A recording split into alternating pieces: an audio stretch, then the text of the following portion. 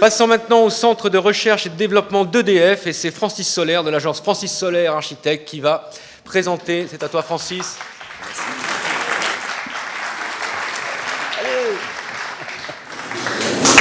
Exercice difficile. Bon. Non, attends un peu. Non, c'est pas parti.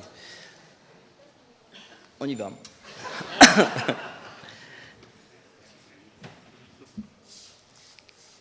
Il n'y a pas d'image. C'est pas moi. Donc, les drones sont les nouveaux espions de ce que nous commettons au sol, supposant naïvement que personne ne verra nos œuvres, autrement qu'à travers un objectif solitaire, au ras du sol, mi-homme, mi-machine. R&D, recherche et développement, EDF à sa clé, concours 2010, livraison 2015. 60 000 m², 180 millions d'euros, 1500 chercheurs EDF sur site à terme.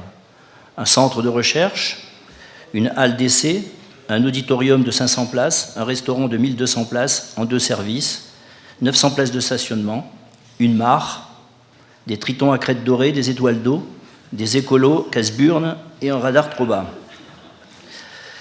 Non mais ça a été plus vite là, c'est 20 secondes, bon d'accord. Donc Françoise Hardy, Paco Rabanne, années 60, réinventer la femme, sang-froid, créativité et avant-garde. Tout ce que nous disons aujourd'hui n'est que la réplique d'une époque où la créativité évoluait en pleine liberté, sans grand risque de censure ni de croiser des associations corrompues. La femme comme paysage en courbe infinie, claire et opaline, assemblée à la précision mécanique d'un chronomètre, machine à dire qu'aucune pause n'est possible. Le projet se dessine sous l'autorité de Jérôme Lotte et de Sylvia Bourgoin. Qu'il fasse froid, qu'il fasse chaud, les vues sont profondes et joyeuses. La tonalité des façades s'adapte aux conditions climatiques extrêmes du plateau. Plus qu'un bâtiment, c'est davantage un ensemble d'ouvrages qui forment un paysage qui s'inscrit lui-même dans le paysage du plateau. Si on s'en tient à son échelle territoriale, il prend ses sources d'inspiration dans les traces de circonvolution naturellement dessinées sur des sols travaillés. Dispositif qui rompt avec l'inutile et encombrante compacité des œuvres isolées. Pi, 160 mètres de diamètre, 6 patios, 2000 personnes possibles, 3 étages. Phi, 43 mètres de diamètre, 30 mètres de haut, 15 mètres sous pont roulant, 3 étages. Psi, 80 mètres de diamètre, auditorium de 500 plages, 2 étages. Qui, 64 mètres de diamètre, 1400 personnes possibles. Parcelle de 8 hectares 5, 2 plans d'eau, jardin dessiné par Pascal Cribier. Phi et qui, dessiné sous l'autorité de Béatrice Gascon, Samuel Rimbaud, Carlos Sanchez, Marinena Marquis, Amandine Mornay, Barbara Nabeis, est mis sous une sécurité équivalent à un niveau de sécurité digne du Pentagone. Psi et qui, sous des espaces accessibles au public attachés au parvis dessiné par Michel Desvignes.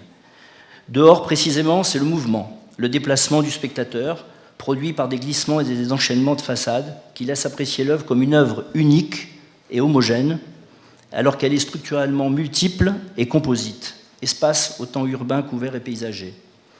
Les espaces de recherche sont propices à la concentration. D'un paysage de voisinage théoriquement végétal au départ, on passe à un paysage urbain de proximité. Je ne sais pas si à sa clé, précisément, entre un espace libre aérien et un espace contraint par un voisin, je ne préfère pas l'esprit libre des grands campus américains aux évolutions quadrillées et réductrices du chaos. Mais comme nous sommes de bons constructeurs et que nous bâtissons pleine responsabilité et avec bon sens, voici venu le temps, non pas des cathédrales, mais des dalles actives, du confort d'été, des réseaux Wi-Fi, de l'inertie et du FLJ. Un ensemble de couches certifiées, répertoriées et vertueuses qui donnent accès au diplôme de docteur honoris causa, S environnement. Le travail des chercheurs, activité mise à l'abri dans un premier temps. Il est mis en connexion avec des autres activités dans un deuxième temps. Le travail consiste à mettre en place des dispositifs flexibles sur lesquels très vite nous n'aurons plus la main. L'auditorium de 300 places est tendu en cours de route à la demande d'Henri Proglio et de Bernard Sala. Un espace scénographique de 500 places accueille plus que des conférences, des activités d'échange international et des événements particuliers ouverts au public au plateau de l'école et de formation d'EDF bâti juste à côté. De grandes plaques courbes en fonte d'aluminium encadrent la totalité de la salle. Elles forment un dispositif acoustique réverbérant. La halle d'essai, exercice consistant à rentrer un carré parfait dans un rond parfait, sans pitrerie ni circonvolution complexe qui nuirait au développement des activités mécaniques de l'espace. C'est un endroit technique et scientifique mis sous pont roulant, éclairé seulement par-dessus.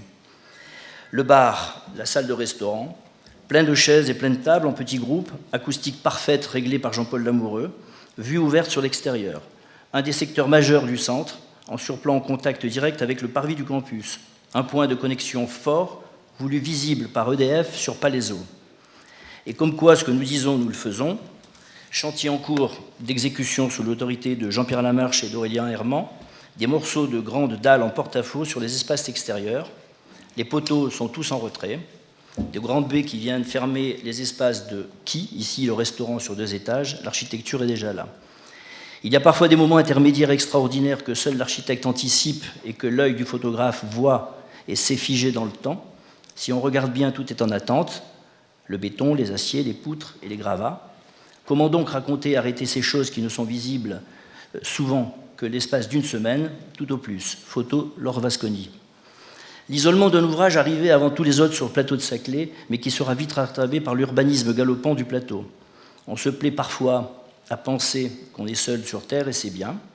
On se satisferait juste alors d'un signal aérien fluide et vide.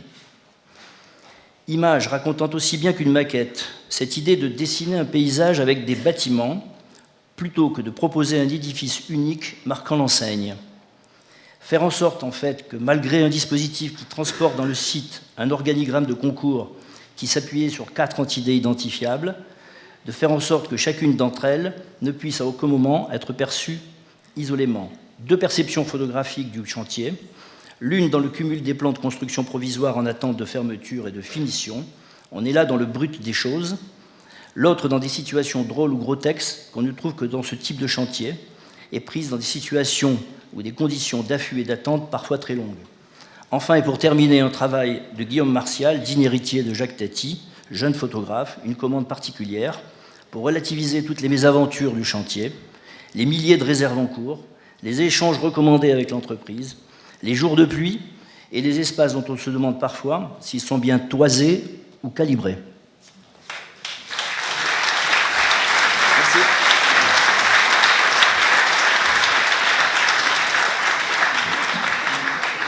Bravo, à la seconde près. Tout le monde a été cité.